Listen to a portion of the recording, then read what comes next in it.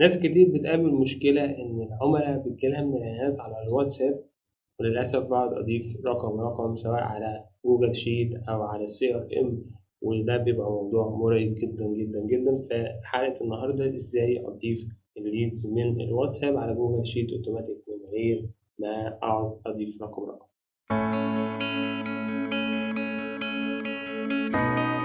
يعني بكم من جديد، معكم رامي خليل من معلم أكاديمي، والنهاردة بإذن ربنا هنتكلم إزاي نضيف الليدز من الواتساب إلى جوجل شيت أو أي CRM.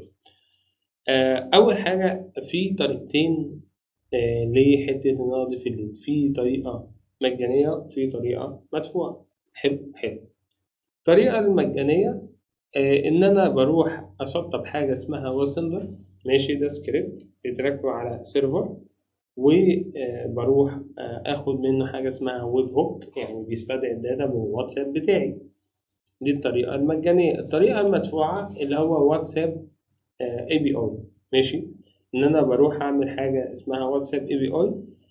ده بشغل عليه اعلانات، تتبعت لي رسائل، وما بدفعش يعني كتير. يعني هو كده كده اوريدي بدفع لما انا ببعت منه رسائل، لكن لما تجيلي رسائل عليه لا، ما بدفعش حاجه. ماشي، فيعتبر الطريقتين مجانيتين، بس ده الواتساب اي بي اي هو اسرعهم، وفي نفس الوقت مش هدفع فلوس لما تتبعت لي رسائل، و... وهدفع بس لما انا ابعت منه رسائل، كانك بتروح تعمل ايه، كامبين SMS. فانا هنا بروح اول حاجه بطلب، خليني ابتدي واحد جديد، نيو ورك فلو. ده ان ده موقع بيبقى عبارة عن موقع أتمتة، أو بيعمل حاجة لوحدها. بقول له مثلا لما ده يحصل ده يحصل. ماشي، فنفس الكلام لما يتبعت لي رسالة على الواتساب ضيف لي الأرقام على جوجل شيت مثلا. فطبعا ان هو موقع انت ممكن تخش عليه، هسيب لك اللينك تحت في الديسكريبشن. انت ممكن تنزله كسوفت وير على الجهاز عندك، ممكن تسطبه على سيرفر زي ما انا عامل كده. ماشي، براحتك. ممكن تستخدم، هو طبعا موجود، ممكن تخش بس هتدفع فلوس، بس ممكن يديك 1000 عملية ببلاش. ماشي، ده البرايسنج بتاعته، ممكن تخش تشوف الدنيا يعني عاملة ازاي. طيب، هاجي انا اهوت ادوس على علامة البلس دي، وهبدأ ان انا اختار بقى ايه، واتساب.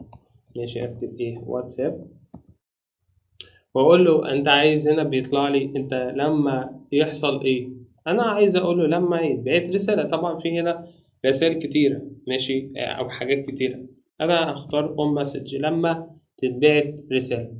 بيطلب مني هنا زي ايه، كريدنشال دي عبارة عن ايه، عبارة عن زي ايه، كود بيديهولك الفيسبوك. فهروح على حاجة اسمها فيسبوك ديفلوبر. ماشي اهو، بروح اكريت ابلكيشن. تعالوا نشوف ازاي بنكريت ابلكيشن. خش على ماي اب، ببدأ ان انا اكريت ابلكيشن ده هعرفك كمان شوية بيحصل فيه ايه. بدوس على كريت الاب، ببدأ هنا اكتب اسم الابلكيشن. يعني انا مثلا هكتب ايه، ان ما ينفعش اكتب واتساب. ماشي، ديمو. خلاص، هنا لازم اكتب الايميل.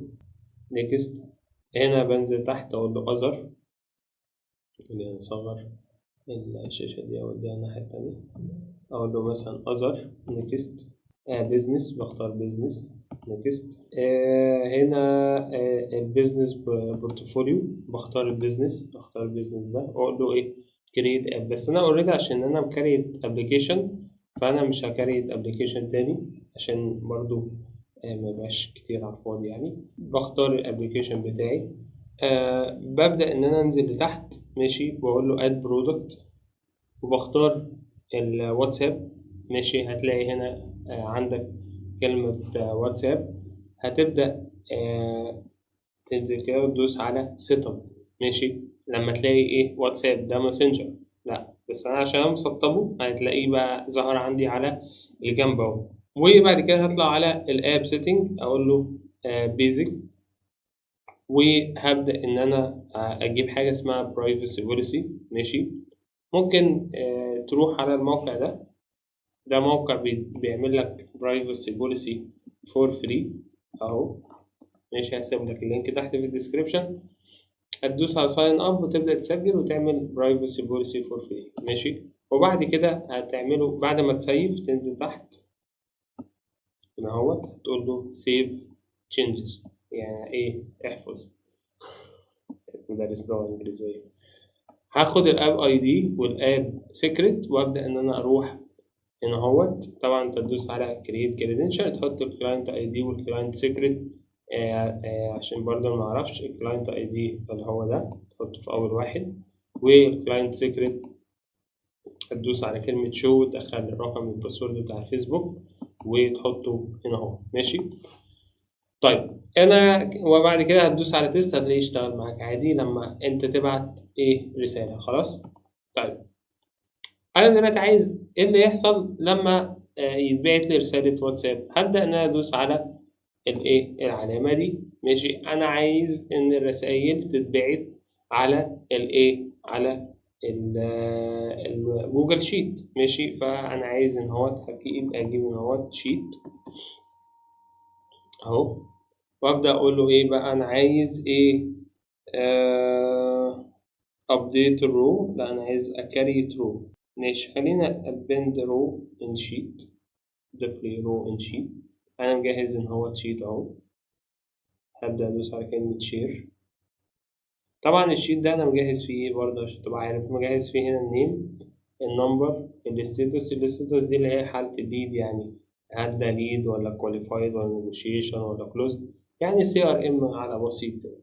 ببدأ أدوس على كلمة شير، باخد طبعا بقول له هنا anyone with link، هنا هتلاقيها restricted، انت هتقول له anyone is in link و editor، تختار بدل viewer تخليها ايه editor، تقول له copy اللينك وترجع تاني تحط بقى تقول له أنا محتاج باي يو ار ال، وتبدأ هتقول لي طب ما احنا لازم نكونكت الجوجل شيت. طيب تمام، انت كده كده لو دوست على علامة العلامة دي ودوست على create credential ودوست open doc هتلاقي تحت خالص في فيديو ازاي تربط جوجل شيت اهو، الفيديو ازاي تربط جوجل شيت عشان وقت الفيديو بس. ماشي، ب NetN. هنا هقول له بقى انا عايز بقى الايه from list الشيت. هنا هيبدأ ان هو يقول لي النيم والنمبر والستيتس. ده هنا هو بدأ يجيب لي الحاجات اللي موجودة في الشيت اهو. ماشي، بدأ يجيب لي الحاجات اللي في الشيت اهي. فكده الدنيا تمام قوي كده، كله متظبط. هبدأ ان انا عايز بقى ابعت رسالة، بس هروح ارجع تاني للواتساب للفيسبوك ديفلوبر، وهقول له واتساب اي بي اي. ماشي، ابدا اظبط بقى الاي بي اي بتاع الواتساب، وابدا ان انا انزل تحت وابدا ان انا اختار فروم. ماشي، لازم ان هو تحط رقم، لازم تدوس على اد فون نمبر وتبدا ان انت تضيف رقم واتساب. ماشي، لازم تضيف رقم ايه الواتساب. هو كده كده اوريدي بيديك تيست نمبر. ماشي، اللي هو بلس 1555 الكلام ده تيست نمبر يعني. هرجع هنا هبدأ إن أنا أقول له تيست الورك فلو، وأبدأ إن أنا أبعت رسالة لنفسي. زي ما انتوا شفتوا كده لما بعت رسالة لنفسي بدأ إن هو يطلع لي الداتا أهي. ماشي، بدأ يطلع لي الداتا أهي، النيم، الوا اي دي. ماشي، وهكذا. وهبدأ إن أنا أروح على جوجل شيت وأبدأ إن أنا أسحب الداتا اللي ظهرت لي على جنب دي، أبدأ إن أنا أسحبها هنا. ماشي، فالنيم مثلا أهي، هسحب النيم. هبدأ إن أنا أسحب الفون نمبر فروم أهي. لو أنت عايز تسحب نص الرسالة برضو مفيش مشكلة يعني. تمام، وأبدأ أدوس على تيست أشوفها بقى هتضاف النهاردة.